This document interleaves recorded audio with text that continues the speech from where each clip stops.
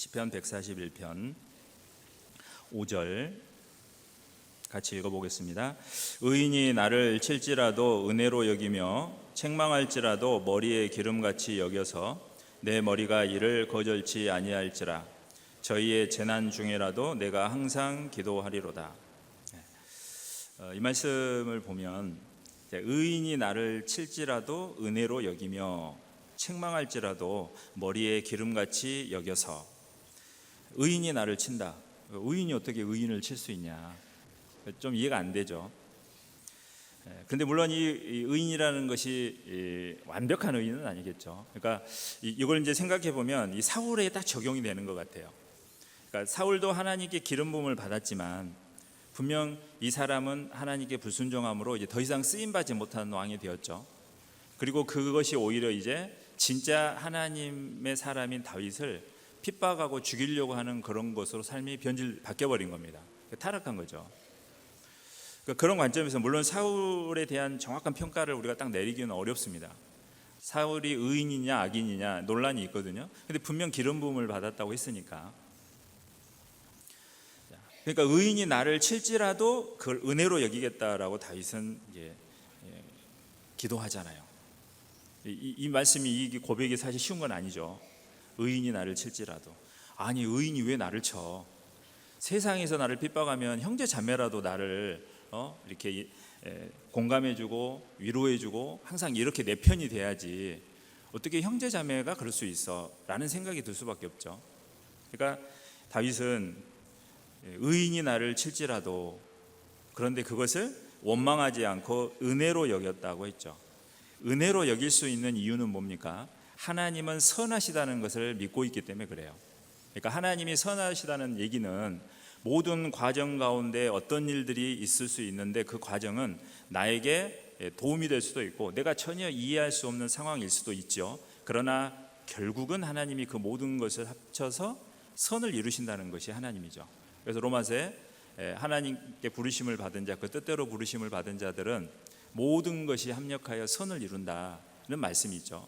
그러니까 하나님이 선하시다고 하는 믿음을 잃지 않고 그것이 신앙에 절대적으로 자기에게 딱 세워져 있으면 이런 어려움이 있고 의인이 나를 친다 할지라도 나는 그것을 은혜로 여기겠다라는 얘기죠. 그러니까 내 삶 속에서 모든 것을 합하여, 그러니까 모든 것은 좋은 상황, 이해 안 되는 상황, 그게 다 모든 거죠.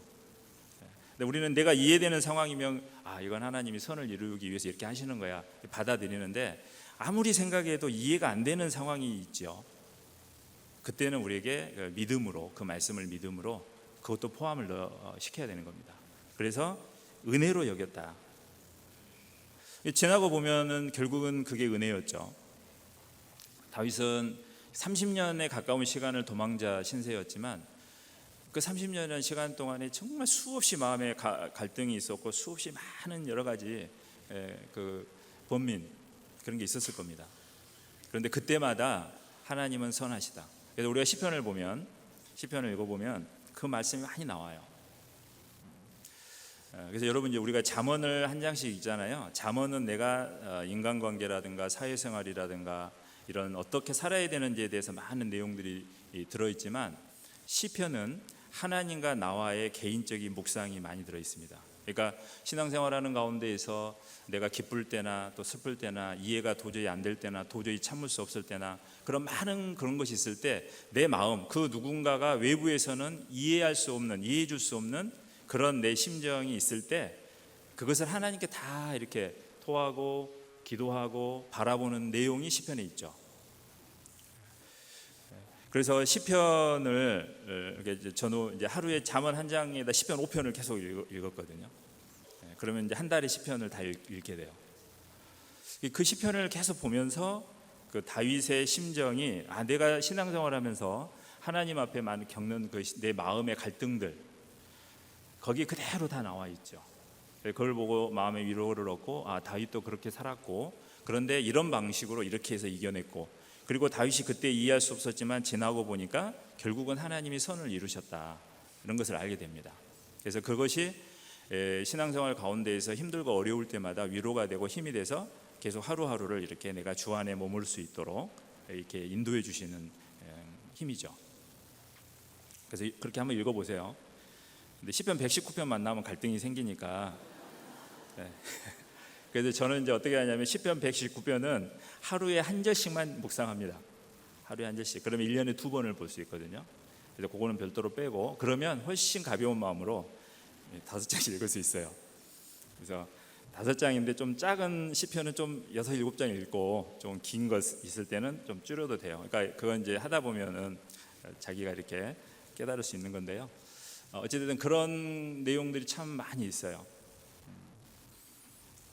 제가 시편을 많이 봤을 때가 이제 그때 허리가 별로 안 좋아서 이렇게 치료받는 과정에서 침대에 누워 있을 때, 그때 시편을 정말 많이 봤었는데, 그 다윗이 뭐 침상에 누워서 이렇게 눈물로 요를 적시고 막 이렇게 나오잖아요. 그러니까 그 고통 가운데 있을 때의 그 다윗의 어떻게 했는지 그걸 쭉 보면서 위로가 되고, 오해받을 때, 또 누군가 내 마음을 몰라줄 때, 그리고 아무에게나 이 마음을 얘기할 수 없을 때, 시편에 보면 그게 다 나와 있습니다. 그래서 여기도 의인이 나를 칠지라도 은혜로 여기며, 하나님은 선하시다, 선한 뜻이 있다, 그렇게 이제 여긴다는 거죠. 그다음에 책망할지라도 머리에 기름같이 여겨서, 이 머리에 기름이라는 것은 그때 고대 당시의 기름은 축복이나 존귀, 치유, 기쁨 이런 것을 상징하는 게 기름이죠. 그러니까 의인이 책망할지라도 머리에 기름같이 여긴다. 여러분 책망 받을 때 기분 좋습니까? 기분 나쁘죠. 성경을 저도 막 읽으면서 이제 책망을 받는 게 지혜자라고 막 하는데, 그런데 실제로 누군가가 좀 별로 안 좋게 얘기하면 마음이 안 좋거든요. 이게 참 극복하기 어려운 부분인 것 같아요. 그래도 성경을 보고 계속 그것을 이제 마음에 묵상함으로써 이겨가는데, 다윗도 그런 거예요. 책망할지라도 내 머리의 기름이다, 내가 이걸 축복으로 여긴다, 나에게 정말 필요하고 소중한 것이기 때문에 그렇게 주는 거로 그렇게 여겼다는 거죠. 그러니까 똑같은 상황인데도 내가 하나님 앞에 내 마음을 어떻게 갖고 있느냐에 따라서 그 반응이 달라지거든요. 이 사람이 나를 무시해? 나도 신앙생활 할 만큼 했는데 나한테 그런 얘기를 해? 라고 할 수도 있잖아요. 그런데 다윗은 하나님의 마음에 왜 합했냐? 의인이 치고 책망할지라도 은혜로 여기고 기름같이 여겨서 내 머리가 이를 거절치 아니할지라.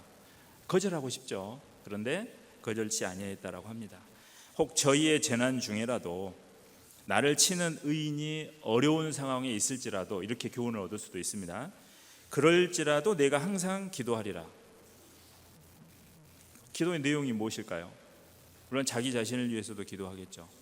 나를 치는 사람이 재난 중에 있구나. 속으로 어때요? 겉으로는 아이고 참 안 됐다, 근데 속으로는 고소하다 이럴 수도 있잖아요. 근데 그러면 안 되죠. 성경이 이렇게 말씀하고 있기 때문에. 그러니까 그런 마음을 유지하고 교훈을 얻는 거죠. 나도 저렇게 될 수 있겠구나. 그리고 그 사람을 위해서 진짜로 기도하는 거예요. 재난 중에 있는 그 사람을 위해서. 자, 이게 이렇게까지 간다는 것은 정말 훌륭한 신앙의 인격을 갖춘 사람만이 할 수 있겠죠. 다윗은 그 많은 시련 가운데에서 이런 사람으로 바뀌어가고 있는 거죠. 우리도 이게 그냥 이것은 다윗의 얘기고 나하고는 상관없다, 이게 아니라 우리도 이 말씀을 붙들고 다윗처럼 이렇게 도전해가지고 갈 수 있는 거예요. 다윗도 똑같은 우리의 사람이니까 특별한 인물이라고 할 수 있지만 똑같은 사람이었죠. 다윗도 실수하고 넘어지고 죄를 범하기도 하고 많은 실수가 있었습니다. 하나님의 마음에 합했다는 것이 다윗이 실수가 없어서 그런 건 아니잖아요. 뭐 간음죄도 지었고 살인죄도 지었고 교만해가지고 인구조사도 해가지고 자기 막 이렇게 의를 드러내기도 하고 많은 그런 실수들을 했지만 그 마음 가운데 항상 하나님 앞에 자기를 낮추고 결국은 하나님 말씀 앞에 다시 돌아왔던 거예요. 그래서 내 마음에 합하다고 하신 거죠. 그래서 저희의 재난 중에라도 내가 항상 기도하리로다. 이것은 참 어려운 말씀인 것 같습니다.